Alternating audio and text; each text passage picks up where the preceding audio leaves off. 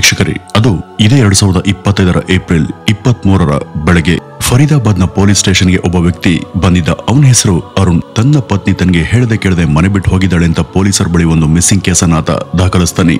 ಅರುಣ್ ಹಾಗೂ ಈತನ ಪತ್ನಿ ತನು ಇವರಿಬ್ಬರಿಗೆ ಮದುವೆಯಾಗಿ 2 ವರ್ಷ ಆಗಿತ್ತು.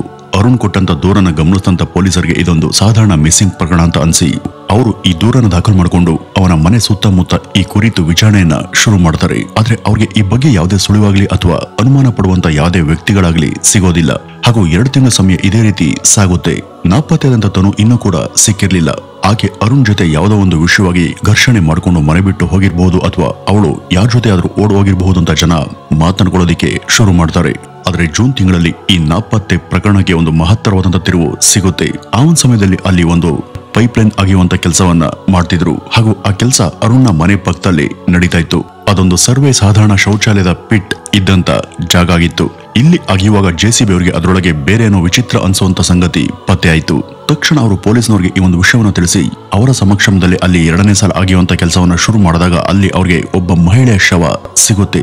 ಆ ಒಂದು ಶವವನ್ನ ಯಾರೋ ಬಲವಂತದಿಂದ ಬೇಕು ಅಂತಾನೆ ಅಲ್ಲಿ ಹೋತಿಟ್ಟ ಹಾಗೆ ಕಾಣ್ತಾ ಇತ್ತು. ಮುಂದಿನ ಶವ ಪರೀಕ್ಷಾ ವರದಿಗಳು ಆ ಒಂದು ಶವ ಕಣ್ಮರೆ ಆದಂತ ಅರುಣ್ನ ಪತ್ನಿ ತನು ಶವ ಅಂತಾನೆ ದೃಢಪಡಿಸಿದ್ವು.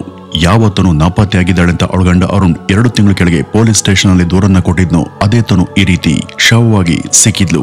ಈಗ ಈ ನಾಪತ್ತೆ ಪ್ರಕರಣ ನಿಧಾನವಾಗಿ ಕೊಲೆ ಪ್ರಕರಣ ಆಗಿ ಬದಲಾಗಿತ್ತು.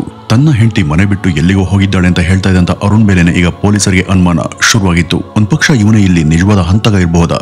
ಒಂದ್ ಪಕ್ಷ ಇವನೇ ಇಲ್ಲಿ ನಿಜವಾದ ಹಂತಕ ಆಗಿದ್ರೆ ಈ 2 ತಿಂಗಳ ಕಾಲ ಅವನು ಬಚಾವಾಗಿ ಉಳಿದದ್ದು ಹೇಗೆ? ಪೊಲೀಸರು ಯಾವ ರೀತಿ ಈ ಒಂದು ಕೇಸನ್ನ ಭೇದಿಸಿದ್ರು? ಈ ಇಡೀ ಘಟನೆ ಹಿನ್ನೆಲೆ ಏನು ಅನ್ನೋದನ್ನ ಇವತ್ತಿನ ಈ ಒಂದು ವಿಡಿಯೋದಲ್ಲಿ ಆಸಕ್ತಿಕರವಾಗಿ ಈ ಮುಂದೆ ತಿಳಿತಾ ಹೋಗೋಣ. ಬನ್ನಿ ವೀಕ್ಷಕರೇ, ಈ ಒಂದು ಕತೆ ಶುರುವಾಗೋದು ಉತ್ತರ ಪ್ರದೇಶದಲ್ಲಿ. ತನು ಇಲ್ಲಿಯ ಶಿಕಾರಾಬಾದ್ನ ನಿವಾಸಿಯಾಗಿದ್ಲು. ಇವರದ್ದು ಸಾಧಾರಣ ಮಿಡಲ್ ಕ್ಲಾಸ್ ಪರಿವಾರ. ಇಲ್ಲಿ ತನು ಜೊತೆ ತನ್ನ ಪೋಷಕರು ಹಾಗೂ ತನ್ನಿಬ್ಬರು ಸೋದರಿಯರು ಕೂಡ ಇದ್ರು. ಇವ್ರ ಹತ್ರ ಹಣಕ್ಕೆ ಕೊರತೆ ಇದ್ರು ಕೂಡ ಇಲ್ಲಿ ಕೌಟುಂಬಿಕ ಪ್ರೀತಿ, ಪ್ರೇಮ, ಸಹಕಾರಕ್ಕೆ ಯಾವುದೇ ಬರ ಇರಲಿಲ್ಲ. ಈ ತನುಳ ತಂದೆ ಭಾರಿ ನಿರೀಕ್ಷೆಯಲ್ಲಿ ತನ್ನ ಮಗಳ ಮದುವೆಯನ್ನ ಮಾಡಿದ್ರು. 2013ರಲ್ಲಿ ತನು ಫರೀದಾಬಾದ್ಗೆ ಸೇರಿದಂತ ಅರುಣ್ನ ಕೈಯನ್ನ ಹಿಡಿದಿದ್ಲು. ಈ ಅರುಣ್ ತನ್ನ ತಂದೆ ಭೂಪ್ ಸಿಂಗ್ ಜೊತೆ ಬಟ್ಟೆಯ ಬಿಸ್ನೆಸ್ ನಲ್ಲಿ ತೊಡ್ಕೊಂಡಿದ್ದ. ಆರಂಭದಲ್ಲಿ ಇಲ್ಲಿ ಎಲ್ಲ ಕೂಡ ಸುಗಮವಾಗಿನೇ ಸಾಗಿತ್ತು. ಈ ಅರುಣ್ನ ಪರಿವಾರ ಸಮೃದ್ಧವಾದುದು ಹಾಗೂ ಆ ಜನ ತುಂಬಾ ಡೀಸೆಂಟ್ ಅಂತಾನೆ ತನುಳ ಕುಟುಂಬ ಮೊದಲು ಭಾವಿಸಿತ್ತು. ಇವರದ್ದು ಲವ್ ಅಥವಾ ಬಹಳ ಕಾಲದ ರಿಲೇಶನ್ಶಿಪ್ ನಿಂದ ಉಂಟಾದಂತ ಮದುವೆ ಅಲ್ಲ, ಅದೊಂದು ಪಕ್ಕ ಅರೇಂಜ್ ಮ್ಯಾರೇಜ್. ಯಾರೋ ಒಬ್ಬ ಪರಿಚಯದವರಿಂದ ಅರುಣ್ನ ಕುಟುಂಬಕ್ಕೆ ಈ ತನುಳ ಕುಟುಂಬ ಪರಿಚಯ ಆಗಿತ್ತು. ಅವರು ಫರೀದಾಬಾದ್ನವರು. ದೊಡ್ಡ ಮನೆ ಇದೆ, ಬಿಸ್ನೆಸ್ ಇದೆ, ಕಾರ್ ಇದೆ ಹಾಗೂ ಹುಡುಗ ತುಂಬಾ ಒಳ್ಳೆಯವನು ಅಂತ ಮುಂತಾಗಿ ಅವ್ರ ಬಗ್ಗೆ ಹೇಳಿ ಈ ಸಂಬಂಧಕ್ಕೆ ಎಲ್ಲರನ್ನೂ ಕೂಡ ಒಪ್ಸಲಾಗಿತ್ತು. ಇಂಥ ಹುಡುಗ ಕೈ ಬಿಟ್ರೆ ಮತ್ತೆ ಸಿಗಲ್ಲ ಅಂತ ತನುಳ ಕುಟುಂಬದವರು ಕೂಡ ಇದಕ್ಕೆ ತಕ್ಷಣ ಒಪ್ಪಿ ಮದುವೆಗೆ ತಯಾರಿಯನ್ನ ಶುರು ಮಾಡಿದ್ರು. ಆದ್ರೆ ಇಲ್ಲಿ ಅವ್ರಿವ್ರು ಹೇಳೋದಿರ್ಲಿ, ಎಷ್ಟೋ ಸಲ ನಮ್ಮ ಕಣ್ಣಿಗೆ ನೇರವಾಗಿ ಕಾಣಿಸೋದೇ ನಿಜ ಆಗಿರೋದಿಲ್ಲ. ಅರುಣ್ ಹಾಗೂ ತನು ಇವರಿಬ್ಬರ ಮದುವೆ ವಿಷಯವಾಗಿ ನಡೆದದ್ದು ಕೂಡ ಇದೇನೆ. ಮದುವೆ ನಂತರ ಅರುಣ್ನೆ ನಂಬಿ ಹೊಸ ಜಾಗ, ಹೊಸ ಮನೆ ಹಾಗೂ ಹೊಸ ಪರಿವಾರಕ್ಕೆ ಏನೇನೋ ಸುಂದರ ನಿರೀಕ್ಷೆ ಹಾಗೂ ಕನಸುಗಳ ಜೊತೆ ಬಂದಿದಂತ ತನುಳ ಲೈಫ್ ಬಹಳ ಬೇಗ ಬುಡ ಮೇಲಾಗೋಯ್ತು. ಈ ತನುಳ ಸೋದರಿ ಪ್ರೀತಿ ಎಂಬಾಕೆಯ ಪ್ರಕಾರ ಮದುವೆ ಆದಂತ ಹೊಸದರಲ್ಲಿ ಅವಳಿಗೆ ಅಲ್ಲಿ ನೆಮ್ಮದಿ ಇರ್ಲಿಲ್ಲ. ವರದಕ್ಷಿಣೆ ಕಿರುಕುಳ ಜೊತೆ ಅವಳಿಗೆ ಈ ಅರುಣ್ ಆಕೆಗೆ ಬೇರೆ ಬೇರೆ ರೀತಿ ಹಿಂಸೆ ಕೊಡ್ತಿದ್ದ ಅನ್ನುವಂತ ಸಂಗತಿಯನ್ನ ಪ್ರೀತಿ ಮಾಧ್ಯಮಗಳಿಗೆ ತಿಳಿಸಿದ್ಲು. ತನುಗೆ ಎಲ್ಲಾ ರೀತಿಯ ಮಾನಸಿಕ ಹಾಗೂ ದೈಹಿಕ ಕಷ್ಟಗಳನ್ನ ಕೊಟ್ಟಂತ ಅರುಣ್ನ ಮನೆಯವರು ಅವಳನ್ನ ಅವಳ ತವರು ಮನೆಗೆ ಕಳಿಸಿದ್ರು. ಅವ್ರಿಗೆ ಬೇಕಾದಂತ ಹಣ ಒಡವೆಯನ್ನ ತರದೇ ಇದ್ರೆ ನಮ್ಮ ಮನೆಗೆ ಕಾಲಿಡ್ಬೇಡ ಅಂತಾನು ಕೂಡ ಅವರು ಷರತ್ತನ್ನ ಹಾಕಿದ್ರು. ಈ ಒಂದು ಕಾರಣದಿಂದ ತನ್ನ ಮನೆಗೆ ಬಂದಂತ ತನು ಸುಮಾರು ಮುಂದಿನ 1 ವರ್ಷದವರೆಗೂ ತನ್ನ ಮನೆಯಲ್ಲೇನೆ ಇದ್ಲು. ಈ ಒಂದು ಅವಧಿಯಲ್ಲಿ ಅವ್ರ ತಾಯಿ ನಿಧನರಾಗ್ತಾರೆ. ಇಂಥ ಸಂದಿಗ್ಧ ಸಮಯದಲ್ಲೂ ಕೂಡ ಅರುಣ್ ಆಗ್ಲಿ ಅಥವಾ ಅವರ ಮನೆಯ ಯಾರೇ ಆಗ್ಲಿ ಅಲ್ಲಿಗೆ ಬಂದಿರ್ಲಿಲ್ಲ. ಅವ್ರಿಗೆ ಅವ್ರ ಜೊತೆ ಯಾವುದೇ ಸಂಬಂಧ ಉಳಿಸ್ಕೊಳ್ಳೋದಕ್ಕೆ ಮನ್ಸು ಇದ್ದಾಗಿರ್ಲಿಲ್ಲ. ಈ ತನುಳ ತಂದೆ ಪದೇ ಪದೇ ಈ ಅರುಣ್ ಮತ್ತು ಅವ್ರ ಮನೆಯವರಿಗೆ ಕೈ ಜೋಡಿಸಿ ದಯಮಾಡಿ ನನ್ನ ಮಗಳನ್ನ ಮನೆ ಕರ್ಕೊಂಡು ಹೋಗಿ ಈ ರೀತಿ ದೂರ ಮಾಡಿ ಅವಳನ್ನ ಅನಾಥರಾಗಿ ಮಾಡಬೇಡಿ ಅಂತ ಎಷ್ಟು ಅಂಗಲಾಚ್ಕೊಂಡ್ರು ಕೂಡ ಅದರಿಂದ ಅಲ್ಲಿ ಯಾವುದೇ ಪ್ರಯೋಜನ ಆಗ್ಲಿಲ್ಲ. ಇಷ್ಟೆಲ್ಲ ಆದ ನಂತರ ಸುತ್ತಲಿನ ಜನ ಏನಂತಾರೋ ಅನ್ನುವಂತ ಒಂದೇ ಕಾರಣಕ್ಕೆ ಸಮಾಜದಲ್ಲಿ ಪ್ರತಿಷ್ಠೆಯನ್ನ ಉಳಿಸಿಕೊಳ್ಳುವಂತ ಸಲುವಾಗಿ ಅರುಣ್ ತನುಳನ್ನ ಮತ್ತೆ ಮನೆಗೆ ವಾಪಸ್ ಕರ್ಕೊಂಡ್ಬಂದಿದ್ದ. ಹಾಗಂತ ಅವನೇನು ಅವಳನ್ನ ಪ್ರೀತಿಯಿಂದ ಇಷ್ಟಪಟ್ಟು ಕರೆ ತಂದಿರ್ಲಿಲ್ಲ. ಏನೋ ಕೇವಲ ನಾಮಕಾಸ್ತೆಗೆ ಅವಳನ್ನಲ್ಲಿಗೆ ಕರ್ಕೊಂಡ್ಬಂದಿದ್ದ. ಅವಳು ಮನೆಯಿಂದ ಹೊರಗಡೆ ಹೋಗಂಗಿಲ್ಲ, ಯಾರ ಜೊತೆನೂ ಕೂಡ ಮಾತನಾಡುವ ಹಾಗಿಲ್ಲ. ಗಂಡನ ಮನೆಯಲ್ಲಿ ಅವಳು ಒಂದ್ ರೀತಿ ಖೈದಿಯಾಗಿ ಜೀವನ ಮಾಡ್ಬೇಕಿತ್ತು. ಅವಳ ತಂಗಿ ಪ್ರೀತಿಯ ಪ್ರಕಾರ ಯಾವಾಗ್ಲೇ ಅವಳು ವಿಡಿಯೋ ಕಾಲ್ ಮಾಡ್ಲಿ ಅವಳ ಮಾವ ಅದನ್ನ ರಿಸೀವ್ ಮಾಡಿ ಮಾತಾಡ್ತಿದ್ರು. ವಿಡಿಯೋದಲ್ಲಿ ತನುಳ ತೋರ್ಸಿಂತ ಕೇಳ್ಕೊಂಡಾಗ ಅವರು ನನಗೆ ವಿಡಿಯೋ ಕಾಲ್ ಮಾಡೋದಕ್ಕೆ ಬರಲ್ಲ ಅಂತ ಸಬೂಬನ್ನ ಕೊಡ್ತಾ ಇದ್ರು. ಅವಳ ಮೊಬೈಲ್ ಅನ್ನು ಕೂಡ ಕಿತ್ಕೊಂಡಿದ್ದಂತ ಅವರು ಅವಳಿಗಿದ್ದಂತ ಎಲ್ಲಾ ಬಗೆಯ ಸ್ವಾತಂತ್ರ್ಯವನ್ನು ಕೂಡ ಕಟ್ ಹಾಕಿದ್ರು. ಇವರಿಬ್ಬರ ಸಂಸಾರದಲ್ಲಿ ಏನೋ ದೊಡ್ಡ ಸಮಸ್ಯೆ ಉಂಟಾಗಿದೆ ಅಂತ ಆ ಹೊತ್ತಿಗಾಗಲೇ ಇವರ ಎಲ್ಲ ಸಂಬಂಧಿಕರಿಗೆ ಹಾಗೂ ನೆರೆಹೊರೆಯವರಿಗೆ ಗೊತ್ತಾಗಿತ್ತು. ಆದ್ರೂ ಕೂಡ ಈ ತನು ಮನೆಯವರು ಇಲ್ಲಿ ಏನು ಕೂಡ ಮಾಡಲಾಗದೆ ಅಸಹಾಯಕರಾಗಿ ಮೌನದಿಂದನೇ ಇದ್ರು. ಈ ಒಂದು ಸಂಸಾರದ ಸಮಸ್ಯೆ ಇವತ್ತಲ್ಲ ನಾಳೆ ಸರಿ ಹೋಗಬಹುದು ಅನ್ನುವಂತ ಭರವಸೆ ಅವ್ರಿಗಿತ್ತು. ಆದ್ರೆ ಅವರು ಈ ರೀತಿ ಸುಮ್ಮನೆ ಇರೋದು ಮುಂದೆ ದೊಡ್ಡ ಎಡವಟ್ಟಿಗೆ ಕಾರಣ ಆಗ್ಬಹುದು ಅನ್ನುವಂತ ಊಹೆ ಕೂಡ ಅವ್ರಿಗೆ ಇರ್ಲಿಲ್ಲ. ಇದೇ ಏಪ್ರಿಲ್ 23ನೇ ತಾರೀಕು ಇದ್ದಕ್ಕಿದ್ದ ಹಾಗೆ ಅರುಣ್ನಿಂದ ಈ ತನು ತಂದೆಗೆ ಒಂದು ಫೋನ್ ಬರುತ್ತೆ. ಮಾತಾಡುವಾಗ ಅವನ ಧ್ವನಿಯಲ್ಲಿ ಭಯ ಹಾಗೂ ಆತಂಕ ತುಂಬಿತ್ತು. ತನು ಮನೆ ಬಿಟ್ಟು ಎಲ್ಗೋ ಹೇಳ್ದೆ ಕೇಳದೆ ಹೊರಟು ಹೋಗಿದ್ದಾಳೆ. ಅವಳೆಲ್ಲಿದ್ದಾಳೆ ಅಂತ ನನ್ಗೆ ಗೊತ್ತಿಲ್ಲ ಅಂತ ಅವನು ಹೇಳಿದ್ದ. ಅದೇ ದಿವಸ ಅರುಣ್ ಸ್ಟೇಷನ್ಗೆ ಹೋಗಿ ಈ ಬಗ್ಗೆ ಒಂದು ದೂರನ್ನು ಕೂಡ ಕೊಟ್ಟಿದ್ದ. ಯಾವುದೇ ಸುಳಿವನ್ನ ಕೊಡದೆ ತನ್ನ ಪತ್ನಿ ಮನೆ ಬಿಟ್ಟು ಹೋಗಿದ್ದಾಳೆ ಅಂತ ಅವನು ಪೊಲೀಸರಿಗೆ ತಿಳಿಸಿದ್ದ. ಹಾಗೂ ಪತ್ನಿಗಾಗಿ ಎಲ್ಲಾ ಕಡೆ ಹುಡುಕಿ ಸೋತು ಕಂಗೆಟ್ಟವನ ಹಾಗೆ ಅವನು ಅವ್ರ ಮುಂದೆ ತನ್ನನ್ನು ತಾನು ತೋರಿಸ್ಕೊಂಡಿದ್ದ. ಪೊಲೀಸರು ಕೂಡ ಈ ದೂರನ್ನ ಪರಿಗಣಿಸಿ ತಮ್ಮ ತನಿಖೆಯನ್ನು ತಾವು ಮುಂದುವರಿಸಿದ್ರು. ಎಲ್ಲೂ ಕೂಡ ಯಾವುದೇ ಕ್ಲೂ ಅವ್ರಿಗೆ ಸಿಗದೆ ಹೋದಾಗ ಅವರು ಇದನ್ನ ಸಾಧಾರಣ ನಾಪತ್ತೆ ಕೇಸ್ ಹಾಗೂ ಓಡೋದಂತ ಕೇಸ್ ಅಂತ ವರ್ಗೀಕರಣ ಮಾಡ್ತಾರೆ.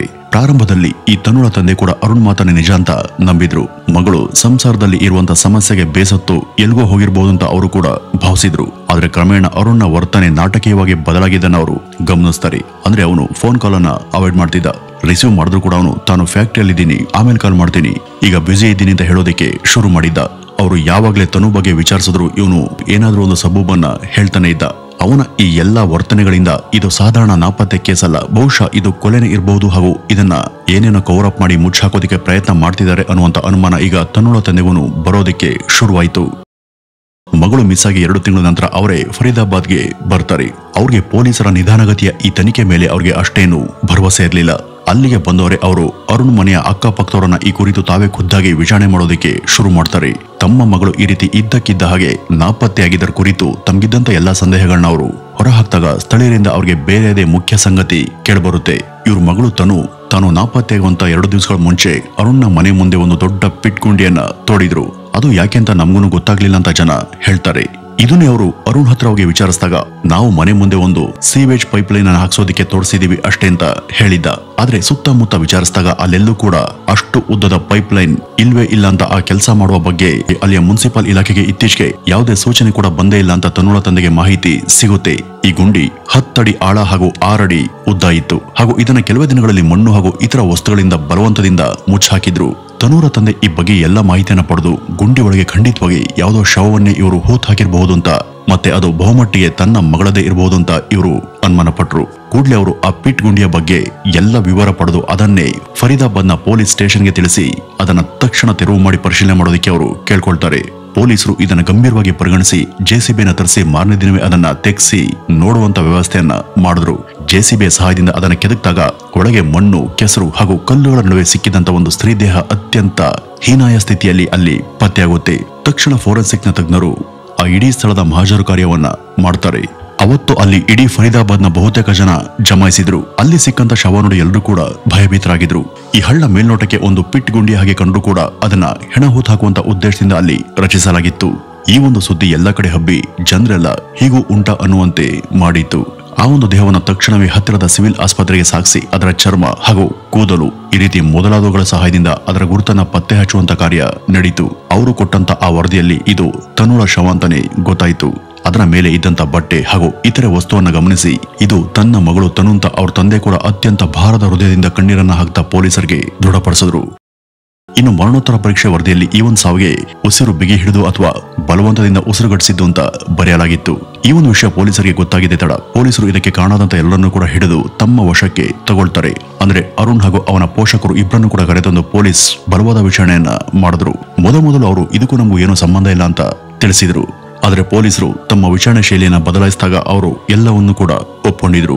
ಅವರು ಪೊಲೀಸರ ಬಳಿ ಹೇಳಿದ್ದು ಏನಪ್ಪಾ ಅಂದ್ರೆ ಈ ಮದುವೆ ನಮ್ಗೆ ಇಷ್ಟ ಇರಲಿಲ್ಲ, ಯಾಕೆಂದ್ರೆ ಅವಳ ಮನೆಯವರು ನಮ್ಗೆ ಬೇಕಾದ ವರದಕ್ಷಿಣೆ ಕೊಟ್ಟಿರ್ಲಿಲ್ಲ. ವರದಕ್ಷಿಣೆ ಹಣಕ್ಕಾಗಿ ನಾವು ಪೀಡಿಸ್ದಾಗ್ಲೆಲ್ಲ ಅವಳು ನಮ್ಮ ಮಾತನ್ನ ಕೇಳದೆ ಅವಳ ತವರು ಮನೆಯವರ ಪರವಾಗಿನೇ ಮಾತಾಡ್ತಾ ಇದ್ಲು. ಇದು ನಮ್ಗೆ ಸ್ವಲ್ಪ ಕೂಡ ಇಷ್ಟ ಆಗ್ತಿರ್ಲಿಲ್ಲ.